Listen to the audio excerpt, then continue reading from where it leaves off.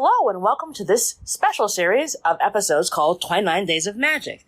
During Black History Month, the month of February, I'll be interviewing a Black woman a day who's from business and entrepreneurship.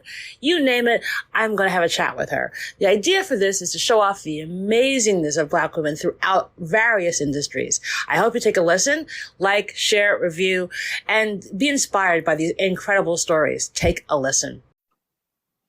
Hello and welcome to this episode of the Reset Podcast. I'm your host, Laura Mignell, CEO of the Cultural Communications Agency, G Flash. Each episode, I bring on a different business leader who's doing great, amazing things. And on this episode, I'm so excited to have Lynnette Phillips, who's the owner of Empower Your Possibilities. She's going to talk about her career journey, what she's learned along the way, and some great nuggets of wisdom too. It'll be a great conversation. Take a listen. Hey, Lynnette. Hey, Laura. How are you today? Looking at the snow. I know. I told you I was guilty that I'm, in sunny Florida right now, and you just don't know how to behave anymore when winter is winter everywhere else. Well, that's the benefit of being in Florida, but you do live in Florida, and it's Florida. There are some wonderful things about it. I love it. My parents are there, but there are other parts where like, oh my God, it's Florida. So we all have our cross to bear. All good. Yes, definitely. It was supposed to be a 6-month stop in my life during college, and it has been a 17-year pit stop. And I just made it a part of the story. We'll get to that in a second then. The podcast, always kicks off with the same first question, and I'm always fascinated by the answers, and I'm sure you'll have a great one. So, Lynnette, what was your first job? My first job. Now, here's where you got to go. Is it paid or unpaid? Because we all have families that hustle. So whatever first job kind of comes to mind. It doesn't. It can be whatever. And if you're breaking child labor laws, it's totally fine. Like I've had people who were baby models, and I have people who are 8 years old and running like hustles for paper routes. So it doesn't matter. Whatever comes to mind first. I will share that a lot of it is around hospitality. So my family did have, growing up, my grandmother had a soul food restaurant, and it was fun to write out those original green tickets and work on the cash register and refill sweet tea, which is, the water in the South. But my first real job where I owed the government taxes was at McDonald's. I started at the age of 14, and by the time I left there going towards college, I had, worked the ranks and was at least a shift manager. So I owe a lot of gratitude to learning how to salt those fries in the M shape and doing all those fun things at McDonald's. Okay, so how do you salt the fries effectively? So that was what they taught us of like when you drop them in was to take the shaker and make an M shape. So I don't know if that's like everyone's training, but in the, great state of Alaska where I ended up growing up. Hold on. There are Black people in Alaska? How many? 5? Well, now that I've left the state, I don't know. No, but yes, interestingly enough, it's very diverse in Alaska. With the combination of not only military, there's Army and Air Force bases that kind of keep the flow of, different nationalities coming in. But, there are families that planted roots back from the 60s. Their families were working on the pipeline or doing other things. So growing up in Alaska, a lot of folks were like, what? Y'all celebrated Asian Pacific Heritage Month and Juneteenth. We had a whole Juneteenth festival. It coincides with summer solstice. So we did everything we could to celebrate, our Black culture there. So I enjoyed my time growing up there, but I knew I was going to leave. I knew I wanted to be connected to what we call the lower 48. We always talk about the lower 48. And I was like, this girl's out of here. Wow. So, okay, I can see why you stopped off in Florida. And you're like, oh, wait, this is now making sense. Okay, so we go from making the perfect M shake of salting fries to now. What's that career journey been? A lot of, fun college jobs. I have worked at everything from a tanning salon, which has been interesting as a woman of color. Because I've been asked before, how do I make sure I get your complexion? And it's like, you got to be born with it. So I've had that actually mentioned before. I worked in, the mall, all of those things. But really, my bulk of my career was that 6-month stint that brought me to Orlando, Florida, and I was a participant in the Disney College Program. So I was like, I've never been to Disney, I know about the company. I know Mickey Mouse, it's synonymous. It's one of the world's most recognized brands. And I got hired to work in one of the hotels because I immediately thought, okay, if I apply based on my background, I'm either going to be, out here selling these turkey legs, or I'm going to, be doing merchandise or something like that. And my recruiter saw something in me and said, we're going to put you at the front desk of the Contemporary, which is one of the original hotels that opened at Disney. It's right there on the monorail. It's like always in the commercials. And I absolutely fell in love with the role of being like the gateway to people's vacation. A Disney vacation is a lot of times it's so much more. It's such an emotionally connected experience. For some people, it's their trip of a lifetime. For some people, I have seen military families reconnect, like a member of the service return from their deployment and surprise them in the lobby. And you're like, why are we all crying? And all these amazing experiences. And one thing that stood out during the time there was we had a management intern there. And I went up to her probably within 2 weeks of being there. I was still kind of training. And I said, I want your job next semester when the openings are there. And she was kind of like, who are you? Where'd you come from? Like, who says that? And, but it opened the door to really growing, and her then taking an interest in, well, what is your skill set that you need to actually do that? If you're serious about it, how do we help you do that? And she said to me, well, if you want my job, because I talk to a lot of angry guests at times, I'm going to stop. Right? As the manager, it was often like when things escalated, she had to get involved. She said, I'm going to stop talking to any of your guests. I want to see you solve them now on your own, because that's how you'll make it. And I was like, well, I don't know that that's what I meant. I just, I want to get the interview. But it worked. Probably 80 to 90% of the time, I consulted with her, or, could de-escalate situations, or could make decisions on my own, or gain the trust of, some of those who have been working there for the company for 20, 30 years at the time. And I got the support. I got the advocacy to, go through the process and get recommended. And I interviewed, and then I got one of the 3 placements as a management intern. So I did that for about 8 months. And then I got offered a full-time job. And I was still a senior in college. So it was like, do I turn down this job and then not know, or do I stay? And I made a decision to stay. And I learned all the new things about my own 401k and my benefits and all this. And my dad was like, great, we can get you off my car insurance. You're out here doing big things. And 8 months in, I went back to school, and Disney helped support that journey. And by support, I mean pay for it through their education reimbursement. So it was a win-win at that point. So I went back to school. I was working, full-time, which anybody knows in the hospitality industry, it is not a 9 to 5. I was a brand new manager. I was low in the totem pole of seniority. So I sometimes would work, 3 p.m. to 1 in the morning and would go to class the next day, but I wouldn't trade it. I finished my degree program finally, and just continued to grow with the organization, and did some cool things, moved around a couple of different resorts. I've always kind of worked in the luxury or the premium brands that we had there. And then about 7 years into my career, I got the opportunity to be promoted. And it was interesting how that worked, because I was interviewing for what I thought was my dream job within the company. And before they were still in the process of identifying candidates there, this other job offer. And it's kind of interesting when it's in the same company. So it's like, well, you can keep your name in the hat for this potential opportunity, but you're not the only candidate, or we have a promotional opportunity right here for you. And I consulted my kind of personal board of directors, which my husband, has a seat at that table. And he's like, you've been working so hard to lead a department and lead the front office. And so I did that. I got promoted to lead at the Grand Floridian, which is our flagship property. And, I really didn't look back until I kind of gotten into my new path. So I led departments, I've moved around, and then Disney closed, which doesn't happen. And the reason why I say it doesn't happen is because I've worked hurricanes there, extreme weather. We're the place, we're the safe haven. We're where people retreat to and come.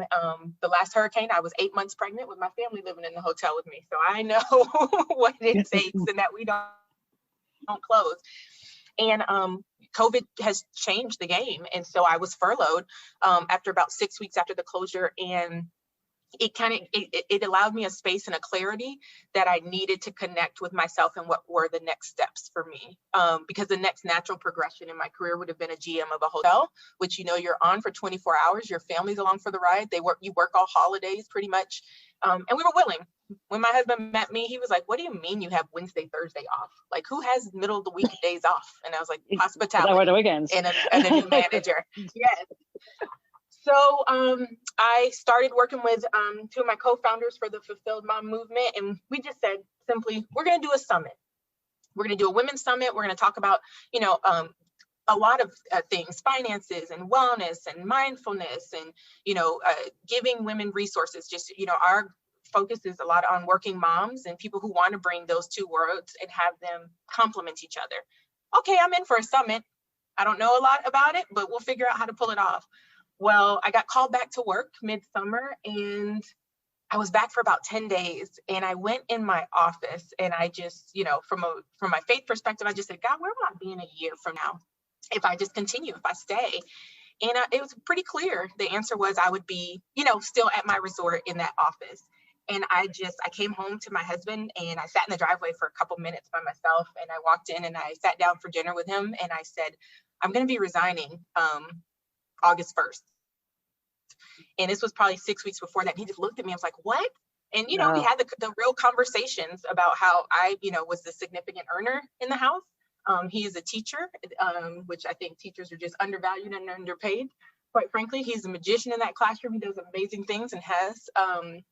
But the first thing he asked me after we talked through some of those things was, what does support look like for this to happen for you? And I thought that was probably the most profound question that helped set us on this path.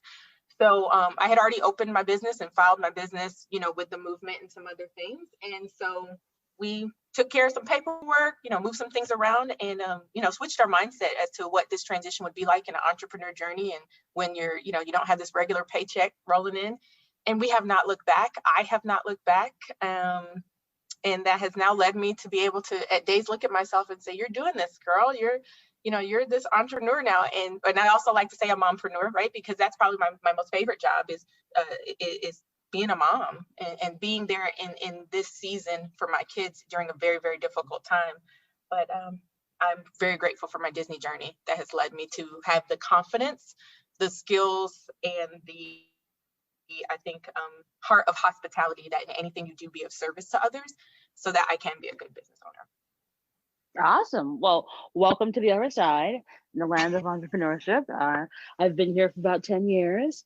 It's a unique place to be, and the grass is not greener. It's just grass.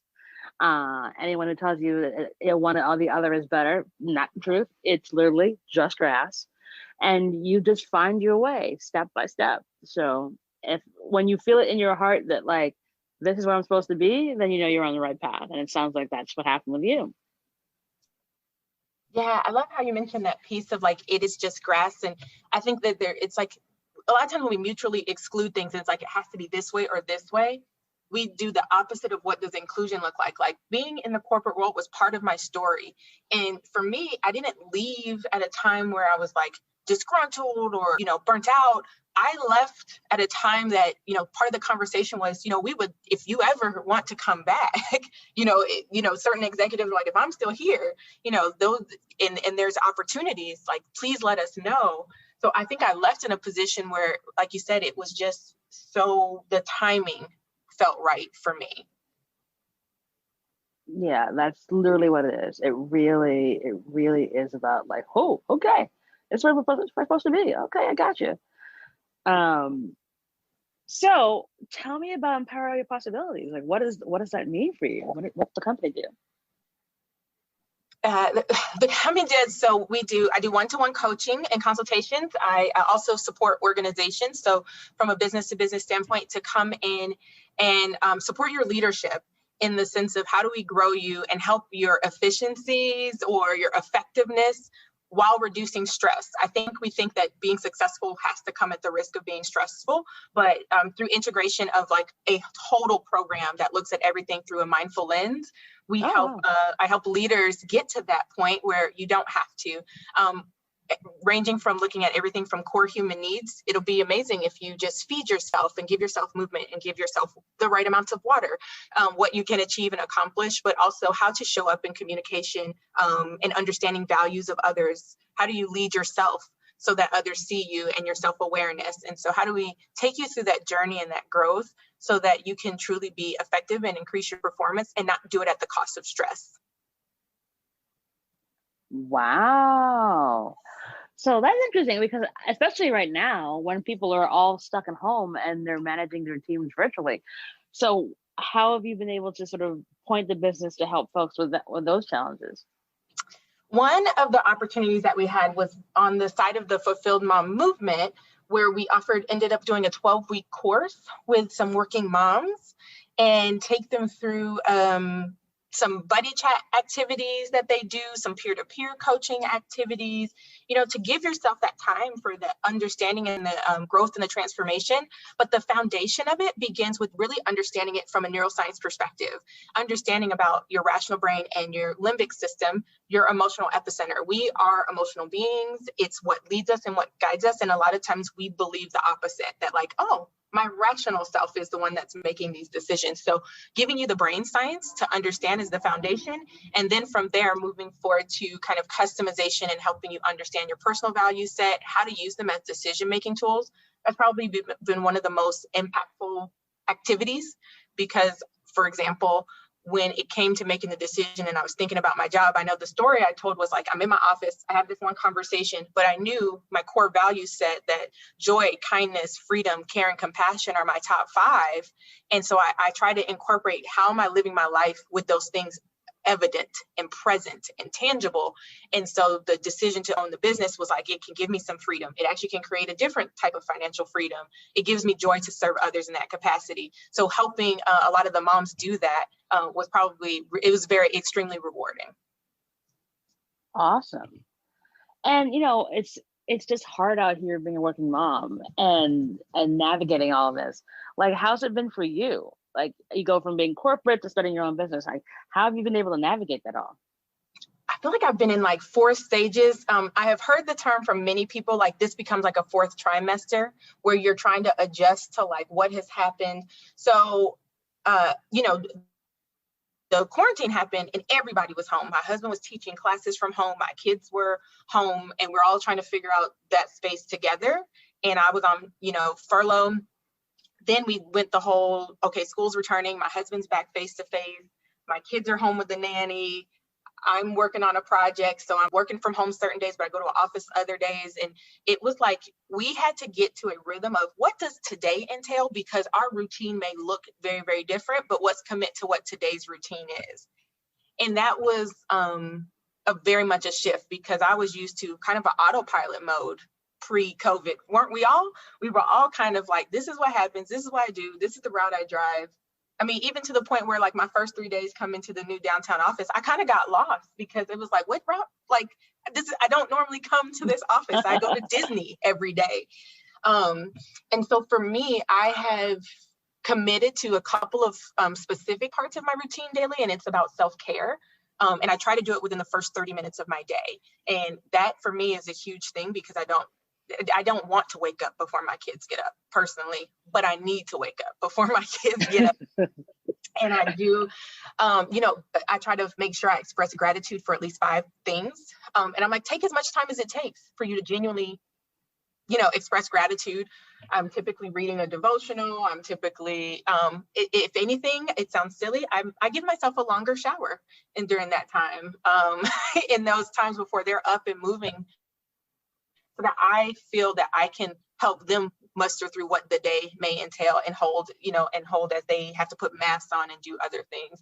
So that's probably been the biggest thing, is realizing that my routine is not necessarily always going to look the same, but it can bring about a lot of the same feelings.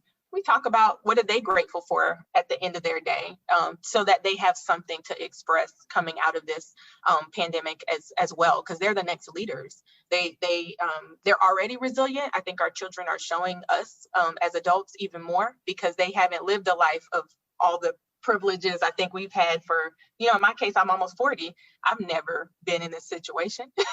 I just want to, get back on a plane and be on vacation with my husband and do things for them.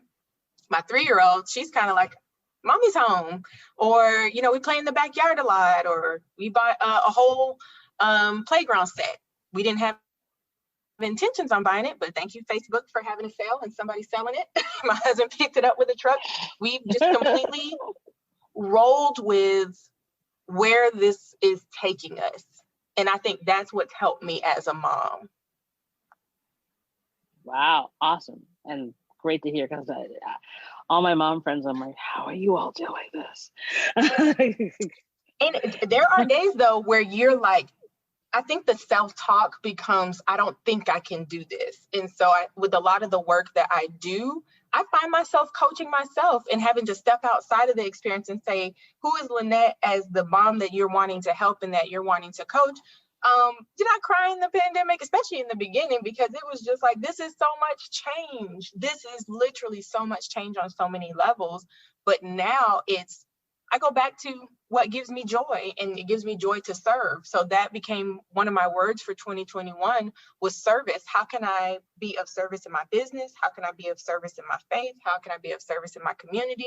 How can I be of service to my family? And it doesn't, even though I name it last, how can I be of service to myself? So I hold myself accountable to think about me and to be deliberate about connecting with me.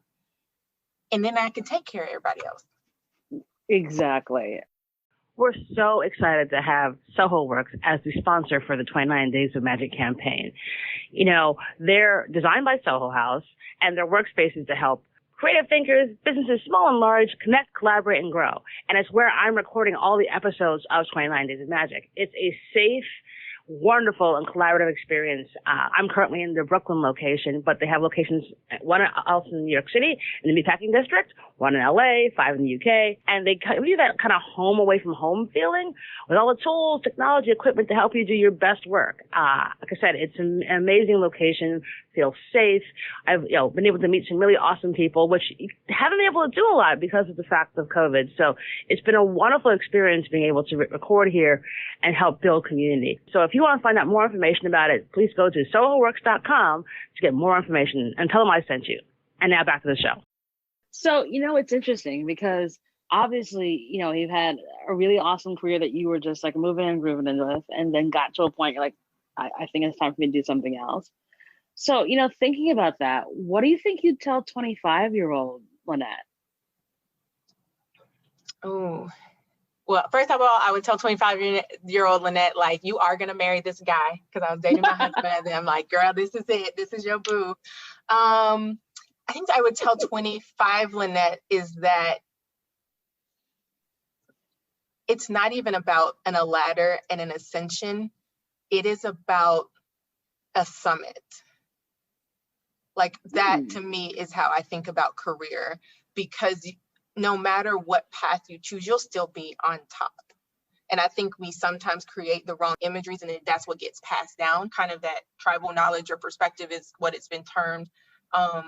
And we just keep that narrative going. But for me, I think it should all be a summit that, when it gets to the last part of it, we're going to potentially be at our peak, and we want to be able to see all of our valleys around us and see the pathway that we take. And it's our summit, and somebody else is going to be on their summit rather than me having to take the ladder. That's a great one. Yeah, I really like that one. And really important and impactful advice. I think that it's your summit, it's your climb. I think sometimes folks feel like you're supposed to follow everybody else's thing. Like if everyone else has been a teacher, you've got to be a teacher. If everyone's been a lawyer, you've got to be a lawyer. As opposed to like, this is your own race. Like and you're gonna stop. Just like if you're climbing a mountain to do a summit, there are gonna be a lot of different stops you have to take along the way. Otherwise, you're never gonna get to that summit. And that's okay. And even if it requires a few detours here, that's all part of the journey and learning along the way. So, that's fantastic. Thank you. Yeah, it's not easy, I think, to wrap your head around that, but that's where I think now 4+ years in exposure to coaching, when you start to realize hey, this whole process of anything that you do is never about always making the system work for you.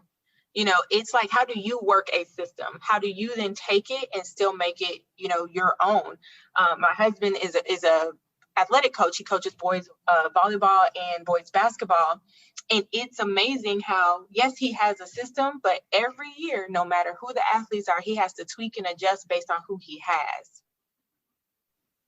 And we don't necessarily always believe we're going to do that through our career standpoint, because I think about stepping outside of the Disney World. Many of the titles that we have internally at that organization are built for your growth to be there for 20, 30, 40 years. I mean, I had people I worked with that have been there since the opening day, since 1971. I was like, I was yet to be a twinkle in my parents' eye yet, you know? Yeah. And, you know, nobody was thinking about me yet, you know, from that standpoint. And so they were able to grow and navigate and do all these things and see the company change directions and evolve products and do things. But on the outside world, does it even really translate?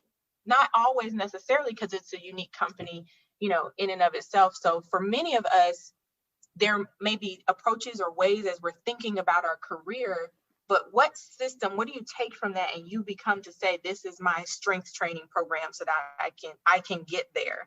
And for some, it might be a huge focus on like their physical capacities to keep up with their job and the demands of their job. For others, it's just probably clarity and to get really, really clear on why they want to do certain work that they want to do, or what they connect with their purpose and how it then serves them. You know, so we all can be doing more of that, I believe, which is really working through, I'm not going to just make a system try to fit me. I'm going to figure out what system I can work. Yeah, it's a great bit of advice. You know, thinking about this, you know, I think one of the things that's happened, especially in this past year, is that people have realized the importance of working on yourself is not just something for rich, high-level executives. Like, everyone needs some sort of coach, therapist, group leader to kind of help you figure out your way, because this journey is not something you do by yourself. You know, what are some of the like top tips you can kind of give for someone who's thinking about trying to get a don't even know where to start? I was just sharing this this week, actually, in response, because someone was asking more or less, do I need a coach or a mentor? And I think that truly understanding the definitions of those support systems that you just named is number one. You know, a mentor, they're the curator, they're the storyteller. They do come with a level of accountability, because they don't want you to show up disengaged either, but they're going to share with you their system. You're there to learn their processes, what they've been through, and really gain kind of some insight. As you move into a coach is there as your guide and your support to essentially get you to action oriented and moving forward. Where you are now, where you're trying to be, and we're bridging that gap there. When you mention the therapist, because I have to, you know, remind folks, like, if we identify things that need the support of a therapist, I'm going to refer you in that direction, because as a coach, that's not where I'm certified. There are lots of, you know, actual therapists that now do coaching to combine, because that allows them. But if you're visiting your past and you're thinking about some of those mental health pieces, that's going to be your therapist. So it does become this holistic community that you really have to understand who serves me. I'm really clear on what they can do and what results I can achieve.